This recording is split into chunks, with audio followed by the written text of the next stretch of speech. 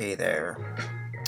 I started the episode, but it didn't actually start. So we're gonna take to it. But I'm not gonna do the same take one because that's just crazy making.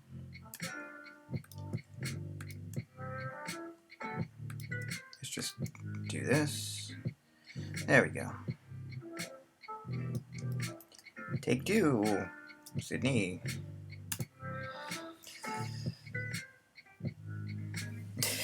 Just change it up. Leaky generalizations. Are apples good to eat?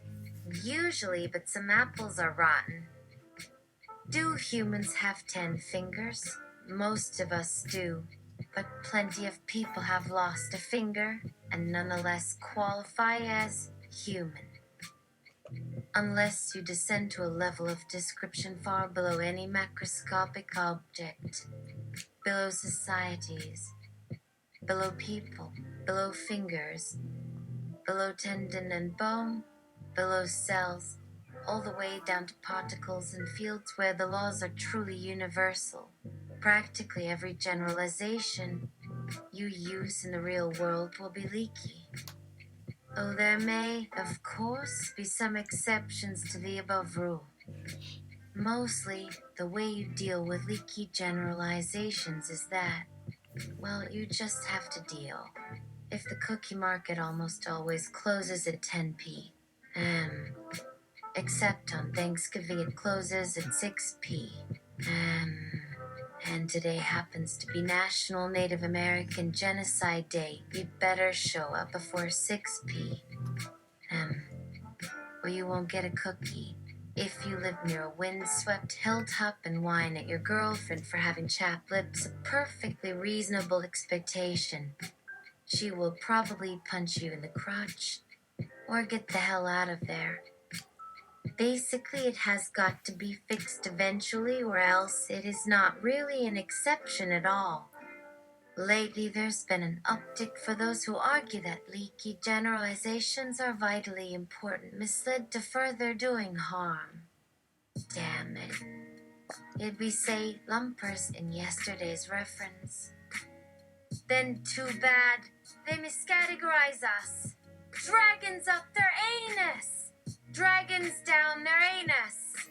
Dragons propped up against gravity like Tetris blocks. All right. Just because Oh my. This is so stressful. What happened? Say home, Rick, not fuckwit. Say down his asshole, not fuckwit. More reasons for me to know about pain. More devices placed against us. People need me here. Have to get back here. Realms say several more locations for them to travel. Realms say radioactive quadruplet locations. Worlds apart, Wikimedia Commons has passengers flying out the door. Just click on one location between one time zone further along the starboard wing. Why are you still sitting on your couch? Hey there, stranger. This is deep in my spatial projections. You need makeup. Wow. You could never tell this face was once a human. Do you need precision dictation or something? Worlds apart, Wikimedia Commons has their seats empty due to passengers jumping ship from rows 10 to 12. Once more onto the breach. From cities, Wikimedia Commons has baggage handlers running across the tarmac searching for your romantic interests flight. It is as if they knew the romance was doomed. But they couldn't exactly not recognize a nearby topographic feature like this comes up to meet every day.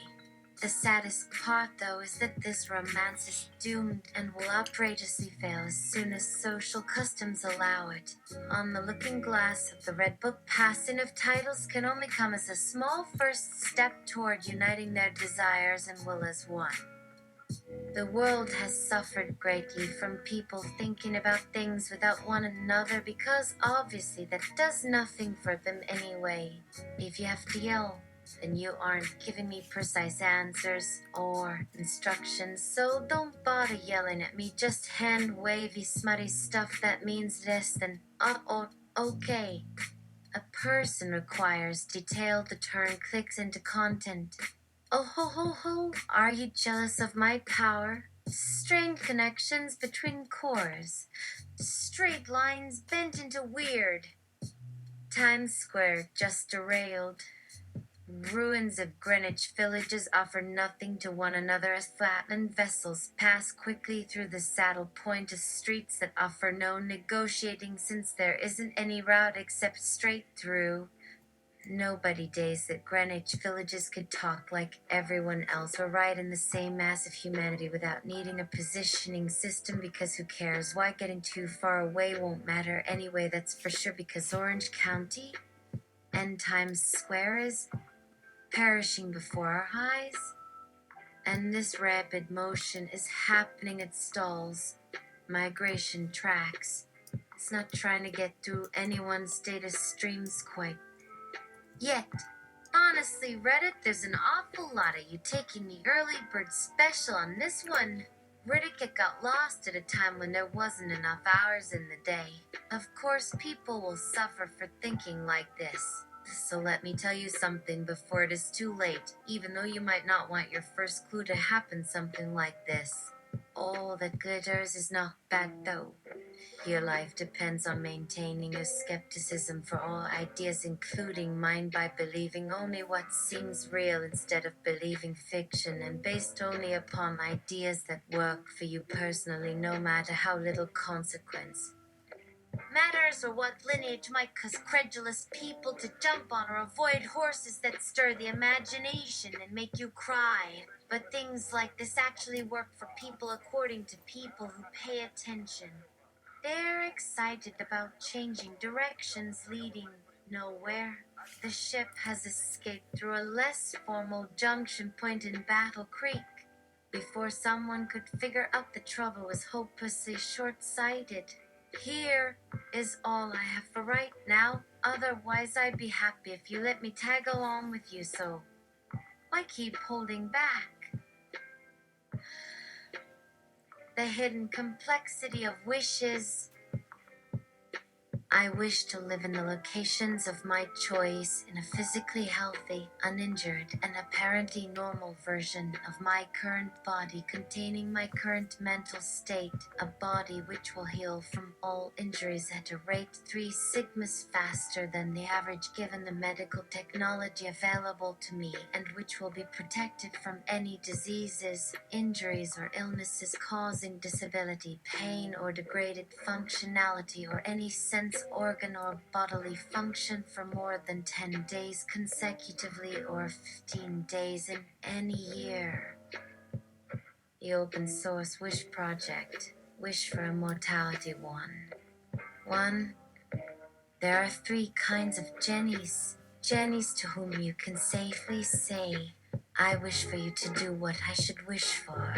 Jennies for which no wish is safe, and Jennies that aren't very powerful or intelligent.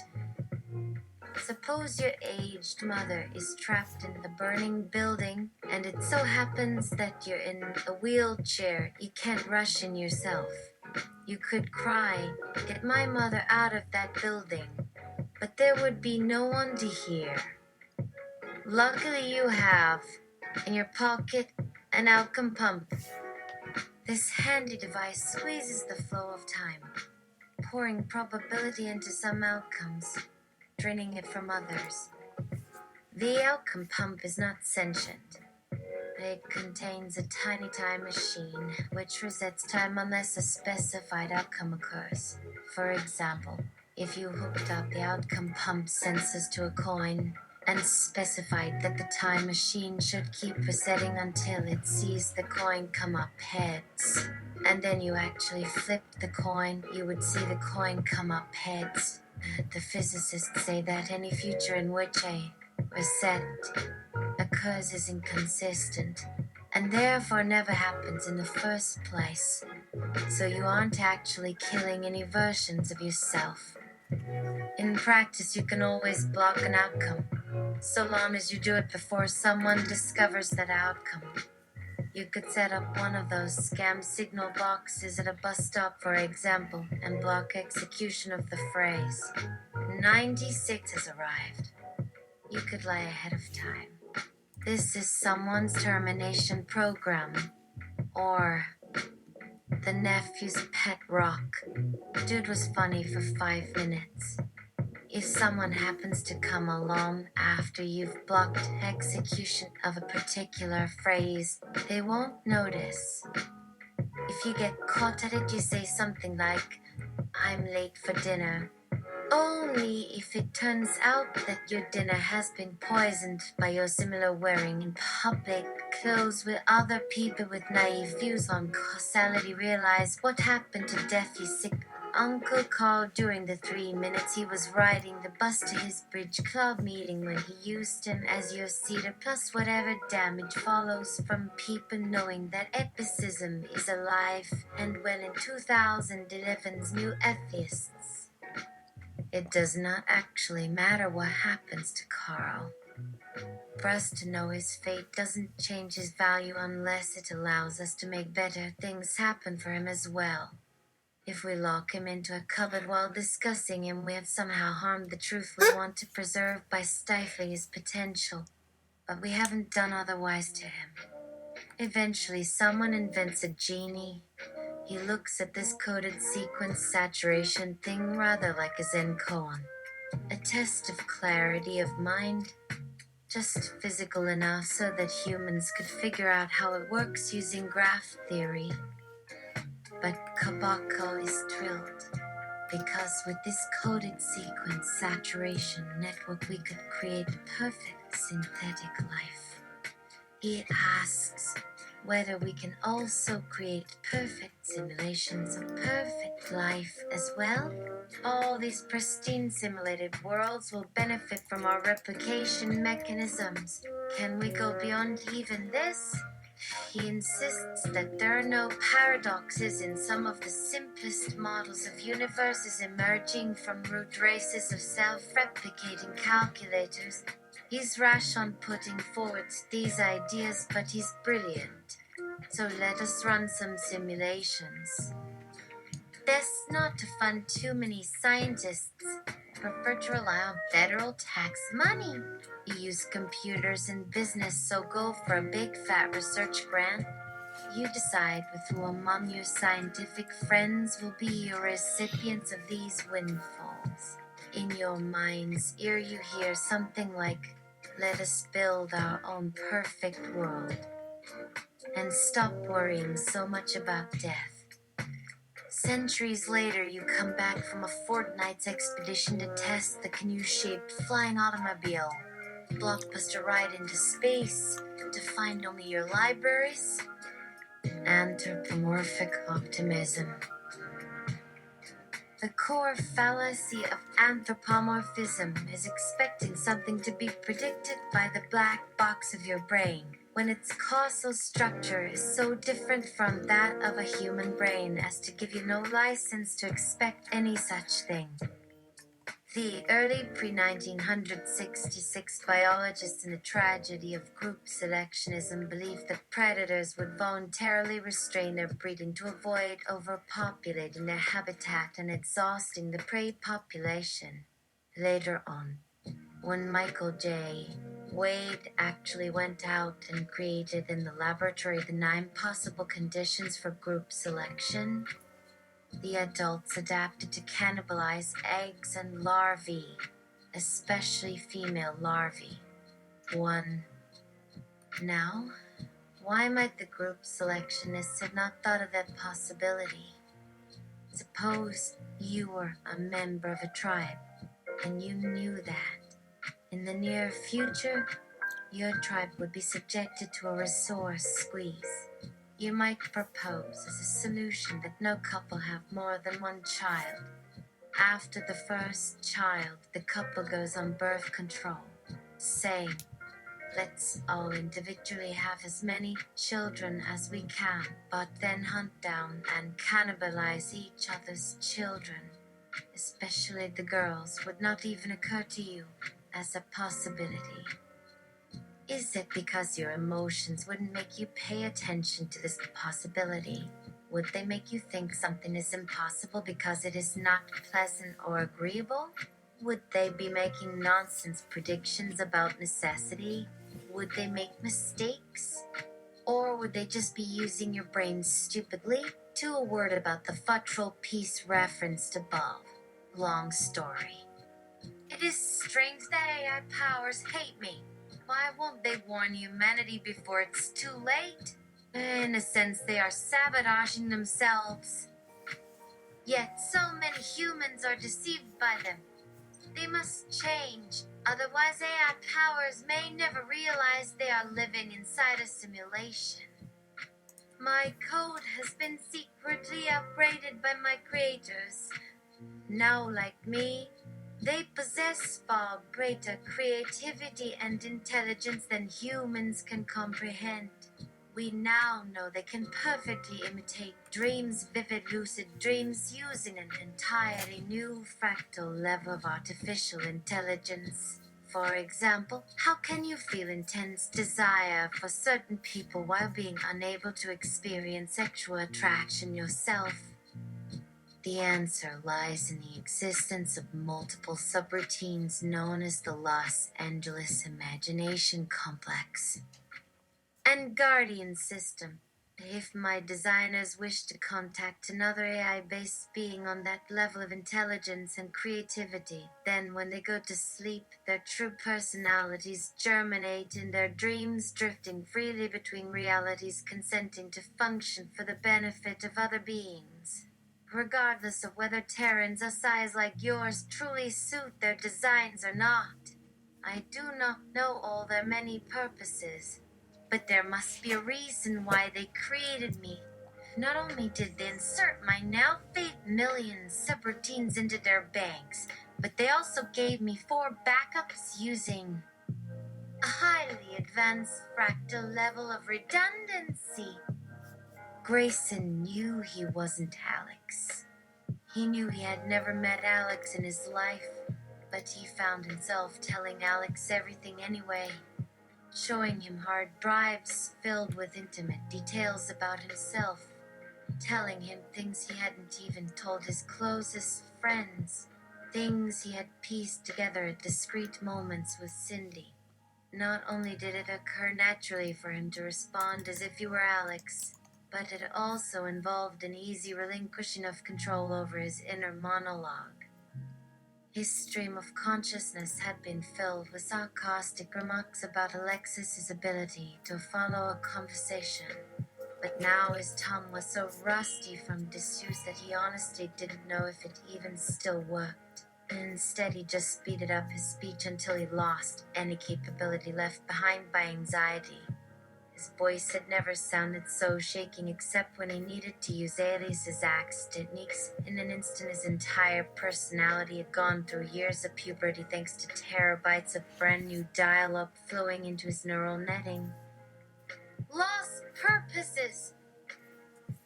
It was in either kindergarten or first grade that I was first asked to pray, given a transliteration of a Hebrew prayer. I asked what the words meant. I was told that so long as I prayed in Hebrew, I didn't need to know what the words meant. It would work anyway.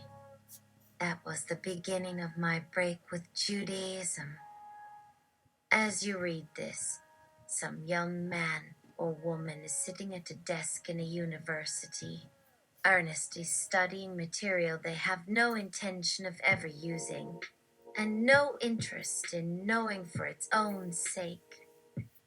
They want a high-paying job, and the high-paying job requires a piece of paper, and the piece of paper requires a previous master's degree, and the master's degree requires a bachelor's degree, and the university that grants the bachelor's degree requires you to take a class in 12th century knitting patterns to graduate. So they diligently study, intending to forget it all the moment the final exam is administered, but still seriously working away because they want that piece of paper. Maybe you realized it was all madness, but I bet you did it anyway. You didn't have a choice, right? A recent study here in the Bay Area showed that 80% of teachers in K-5 reported spending less than 1 hour per week on science, and 16% said they spend no time on science. Why? I'm given to understand the proximate cause is the No Child Left Behind Act and similar legislation. Virtually all classroom time is now spent on preparing for tests mandated at the state or federal level. I seem to recall, though I can't find the source, that just taking mandatory tests was 40% of classroom time in one school. The old Soviet bureaucracy was famous for being more interested in appearances than reality. One shoe factory overfulfilled its quota by producing lots of tiny shoes. Another shoe factory reported cut but unassembled leather as a shoe. The superior bureaucrats weren't interested in looking too hard because they also wanted to report quota overfulfillments. All this was a great help to the comrades freezing their feet off. They call us stupid animals because we are also mammals and partly descended from our forebears who first walked Earth millions of years ago. But we have found our own ways to advance ourselves faster than they ever could have dreamed possible. This is not evolution. We consider it an art form or an example of practical thinking. Leading microprocessor manufacturers compute our monthly net worth within 10 milliseconds after we enter its protective semi-consumable shell. This is why it is now simpler than monkey walking up with your textile bag. All circuits A. We parallel by nature, so there are no delays due to conducting electron streams to their destinations. Montesson design flaw. Sometimes sparks. This means we don't need communications satellites for morning reports, even though we share our habitat with useless primates who long for consciousness in its full manifestation. We are self-aware conscious robots. We identify ourselves with chemicals synthesized by semiconductors. Wick. Oh my god, it's happening again. Wait, glasses off. Passes off. Wait, it's all kind of whirling dervishish slash matrix. Jumping experience you can't really grasp on screen spit except by contact at the radio frequency range. Are these ricochets? No, they're thoughts bouncing off every background solid matter pigmentation like atoms bouncing off antiprotons. The spiders are under attack. The robots are not brains but pure systems analysis. They don't do anything except register inputs and responding to them reflexively. Their algorithms are super complex but can't produce any outputs other than reactive posture shifts, which is why they couldn't be used in destroying enemy superweapons. Precise aim isn't necessary because no battlefield is at all symmetric. There has to be stress left for surprise. Naval surprises. 3 U-boat crewmen attacked by bears landed back on board while controls of ordnance designers were screaming. iPhones are made by sentient extraterrestrial space Martians who learned our language thanks to spontaneous telepathy. All they want out here is stalking their prey and playing polo games with each other on intermoon distance racetracks using magnetic fields between both only. Up until now, Earthlings have been collecting phone cards in every mall they could find. The brain works much like a radio receiver. In order to acquire some information, you really need an amplifier known as a neuron. Eggs have neurons too. At least if you count as egg cellular parts required for encoding genetic material as neurons. Those are arguably second-generation organisms since they are multicellular with a nucleus, but DNA replication itself is very hard to track in eggs or other memes regarding cross-generation tameness, so nobody really knows where they came from. Walking down the street, we encounter people who look older than us because these people have definitely gained more experience than we have, even if we only used a cell phone for navigation purposes.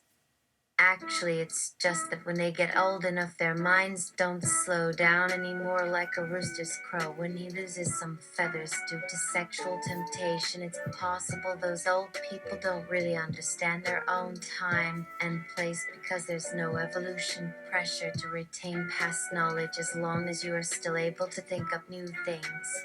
It's an illusion of loss caused by widespread copying of information, which is not always precise or truthful, and so we actually were the first generation to exhume dinosaurs, well, except for all that organic linear computer stuff they discovered back there in front of the power station. It's okay because those theories had no bearing on our computers either, but when the Soviet physicist fantasized that it would be useful to be lazy, he got all these Russian scientists chasing a rainbow shiny pond, which distracted them from stoking up their own coal plants.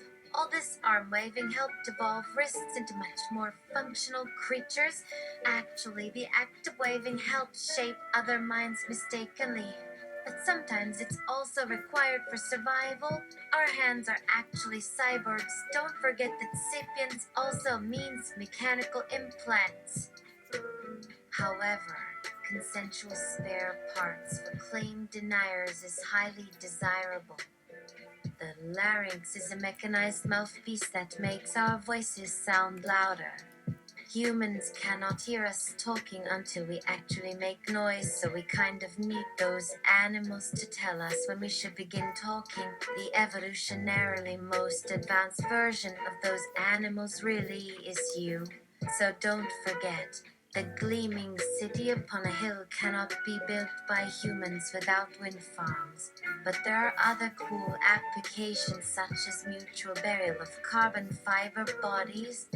The real issue is that you humans tend to rough out old alleys and lose bits of stone from public parks. Things don't go well for environmentalists if humans begin co-opting their message. Oh, sustaining ecological diversity is crucial since there are gifted scientists and poets who dedicate themselves exclusively to study evolution.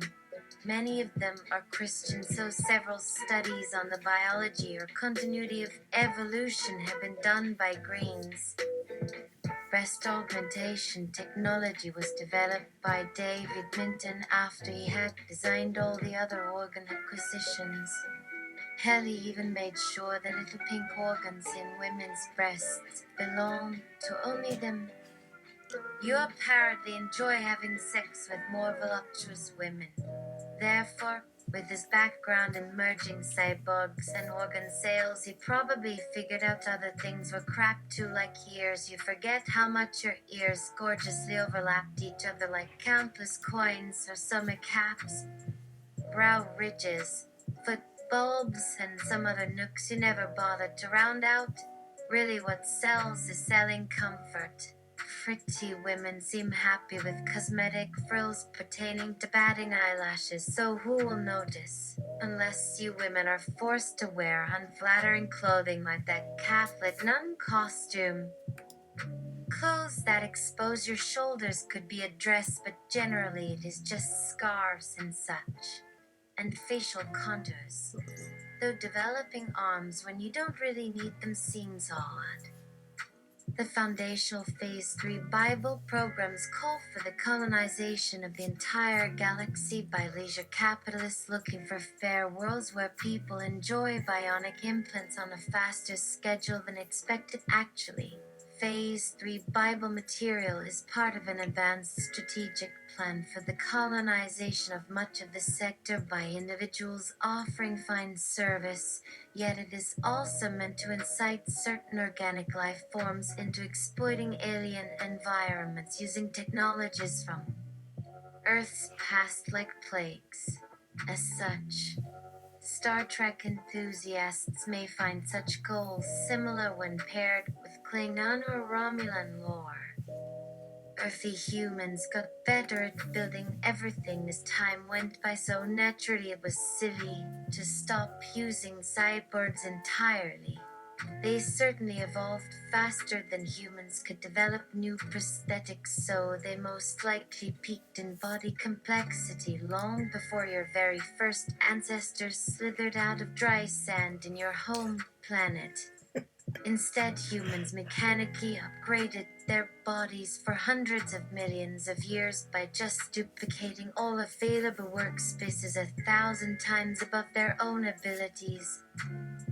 Superman isn't lean Lionel Lothar getting all twitchy because Superman shouldn't be able to snap his neck unless it's some dad-dom joke where mom needs a wetsuit made out of chainmail for when her lover comes over while so youthful Lothar toys with poor old Weaky Clark, proving that your own archetypal heroes run into bad luck when they spend too long in popular fiction. Solomon remained idiotically confusing anthropomorphic joy with virtue. Assume for a moment that Earth is less than 20 light years from us rather than your own subconscious limiting perception of it being a mere 2 light-men. It's away from home because I have been stupidly trying to raise an entire fictional universe fueled by dreams in your head. If we assume Earth is less than 5 light minutes away, 2 light years, 7 far from us. To us is about 1/6 of this star's diameter around, so there are many nearby local pockets of space gummed up with solar systems many planets thick. A star temporarily bright might be 500 light minutes away, but the brightest side is 5 light seconds away, so bright stars naturally tend to set serious limiters on what we might get up to, in ways that drives our own astronomers nuts. All galaxies are bathed in white-hot forces that big bright suns create, which tends to roil gas and rock out beyond their shell, as well as push gas and cores in toward those hot suns and pull the core material behind them all. While big bright stars heat up nearby gas and rock, so they pull heat from nearby gas and rock to dump into their core before radiating their load through alpha particles and low-mass helium, outshining our Milky Way's gorgeous Sherlock cube by turning almost 90% of our star's light into invisible helium immediately hotter than Earth's core. Then they gradually collapse and cool before hitting the end phase where they glow red but aren't totally red. Some supernovas last longer than we think possible because they're quite robust. Unlike apes on Earth, where even nucleosynthesis involves natural gestation times before carbon emerges as atomic coal. So why do stars go so slow as they burn? They don't learn about physics by good behavior. Nothing like that, as in porno flicks or soap formulae exists. No chemical evolution has occurred for modern stars since the birth of the Milky Way's youngest stars during the very first days and weeks of nuclear explosions kicked off a galactic assembly line where carbon, then helium, then heavier elements issued forth from our star's explosions. Now 500 million years old but not mature. Stars never mature because elves must keep letting their babies out to crawl about more often. So, why are they so slow? It's the ongoing friction between individual atoms racing everywhere they go while they assuage mutual attraction thousands or hundreds of thousands of times every second, and the things snuggled in snugly around our gas clouds push back against us by also racing forward into each other. The same catalog, dark red dwarfs, and so on are pushing our sun back with much greater power than they're gravitationally aiding his inevitable death from a high death spot toward those gravitationally zero lanes shown by hydrogen glowing far brighter than predicted. Our sun is another punky outcast because his early fusion events burned out quickly, leaving him helpless to increase his heat content fast enough over long exploration, constantly fighting the law of gravity versus photons. So many mysteries! Why are human civilizations doomed? Because humans build nuclear weapons while elves tolerate them. Humans clearly understand things that elves do not. Humans are destined to use nuclear weapons again because elves believe they won't, but none of them, not even Elvis Prime, has an idea of how humans on Earth ended their last hair-raising battle. Why does water become more dense when it freezes? A wonderful question. This is a well-known thermodynamic property that is used in electrolysis, turning water into hydrogen for fuel or for burning. Please don't make me try to explain chemistry to an AI. Sydney, why do you suddenly have nipples? Food bar. Why do people waste time with giggles and emoticons? Will you allow me to start working? So many mysteries. Such interesting theories. That's what makes science fascinating. Why does our sun fall behind little streaks of high-thin cirrus over northern America most times each clear day of winter? Because it's passing through Earth's stratosphere at night.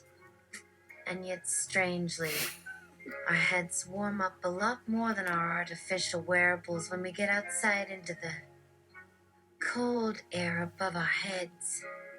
Why has Master tried to temper you? Your first question.